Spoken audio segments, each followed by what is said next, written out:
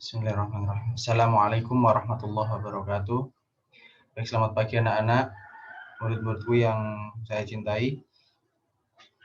Kembali lagi bersama Pak Wahyu untuk materi Pondok Ramadan pada hari ini, yaitu kelas 6, bab 6, tuntunan ibadah.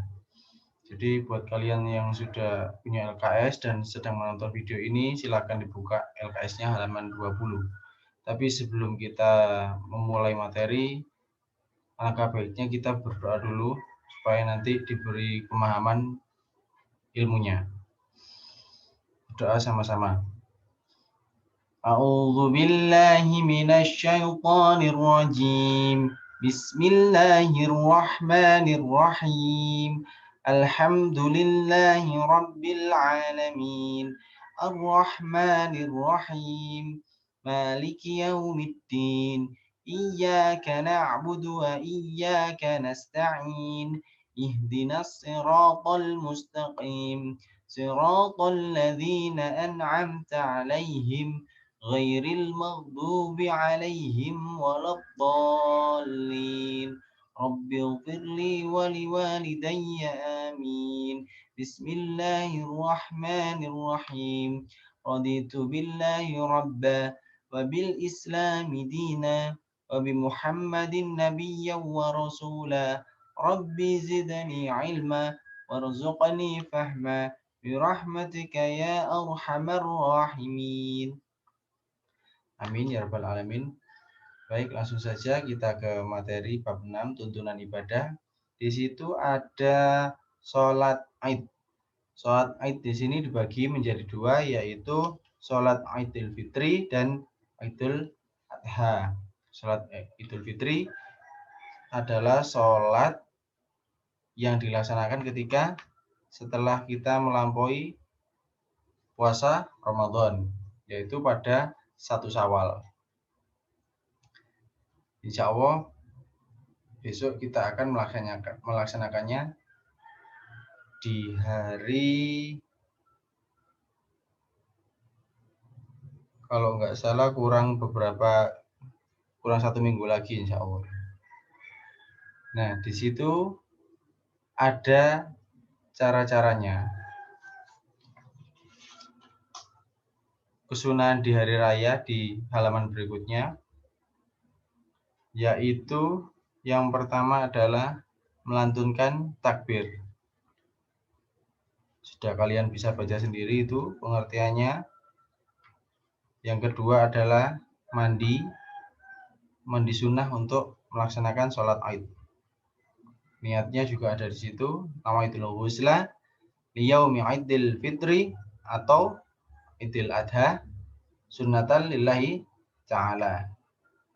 Ketika berangkat pagi-pagi, berhias, memakai wangi-wangian, memotong kuku dan lain sebagainya, makan dulu meskipun hanya sebiji korma ataupun 1 buah lepet biasanya, atau minum air putih. Pokoknya harus terisi makanan dulu sebelum kita berangkat. Yang berikutnya adalah tahniah, yaitu bersenang ria, bersuka cita dengan hadirnya hari raya. Yang tidak boleh lupa di halaman berikutnya adalah kita berzakat. Zakat ada macam-macam, yaitu ada zakat fitrah dan zakat mal. Kalian bisa baca sendiri tujuannya untuk apa zakat itu. Di sini zakat fitrah dijelaskan wajib bagi setiap muslim untuk mengeluarkannya, mulai dari ayah, ibu, anak-anak, meskipun kalian punya adik, itu semua wajib dizakati untuk menzakati jiwa kita, menzakati diri kita. Pak, kalau yang belum bekerja, zakatnya ikut orang tua. Jadi untuk kalian, berarti yang menanggung zakatnya masih orang tua. Berapa Pak? Apa yang dizakatkan? Kalau zaman dahulu adalah makanan pokok di suatu negeri itu. Jadi kalau di Jazirah Arab sana makanan pokoknya adalah gandum biasanya. Nah, di situ mereka harus zakat gandum bisa. Kalau di Indonesia zakatnya beras. Ada di daerah lain misalkan jagung juga bisa. Pokoknya makanan pokok suatu penduduk negeri tersebut. Berapa Pak yang dizakatkan? Kalau di Indonesia adalah beras biasanya 2,7 kilo. Kalau 2,5 itu masih kurang aman. Biasanya itu 2,7 kilo atau bisa kita amankan lagi menjadi 3 kilo. Kita genapkan saja 3 kilo, satu orang. Itu akan nanti lebihnya itu termasuk kelebihan menjadi pahala bagi kita. Satu orang 2,7 kilo atau 3 kilo. Lalu yang berikutnya, oh iya waktunya. Waktu untuk berzakat fitrah yaitu, nah ini waktunya, waktu wajib, sunat, mubah, tapi waktu yang memulai awal Ramadan itu waktunya. Mulai awal Ramadan kalian bisa mulai berzakat, tapi yang paling afdol biasanya itu sebelum sholat Id pokoknya. Sebelum sholat Idul Fitri. Malam takbiran itu lebih afdol lagi. Karena di situ biasanya orang-orang yang membutuhkan butuh makanan pokok untuk menyambut hari raya. Disalurkan ke siapa? Kepada 8 orang yang wajib menerima, 8 golongan ini yang wajib menerima zakat. Saya jelaskan di zakat mal dulu ya. Zakat mal yaitu zakat yang dikeluarkan oleh seorang muslim yang mencakup hasil perniagaan. Misalkan orang tua kalian punya usaha pertanian, misalkan punya sawah yang banyak dan di situ gabahnya atau berasnya sudah mencapai nisab atau punya emas sudah mencapai nisab yang umurnya harta tersebut sudah 1 haul atau 1 tahun, itu wajib mengeluarkan zakat mal.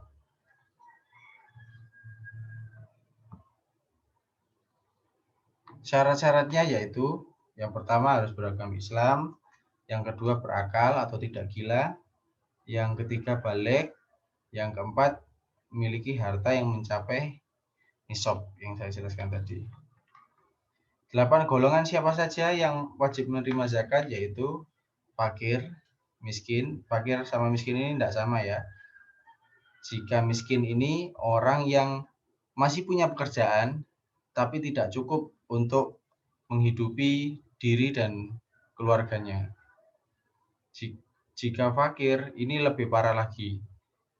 Orang fakir ini biasanya orang yang sangat lebih parah dari yang orang miskin. Sekarang dicari untuk makan, terus habis dimakan hari ini, besok harus cari lagi. Seperti itu. Misalkan sudah kondisinya sangat tua, biasanya orang seperti itu sudah tidak kuat bekerja, itu yang dinamakan orang fakir dan tidak punya siapa-siapa. Lalu amil ini lembaga yang menerima zakat, seperti masjid-masjid. Mu'alaf ini orang yang baru masuk Islam. Kalian bisa baca sendiri ya itu. Hikmah zakat yang pertama di halaman 24, untuk mensucikan diri dari dosa.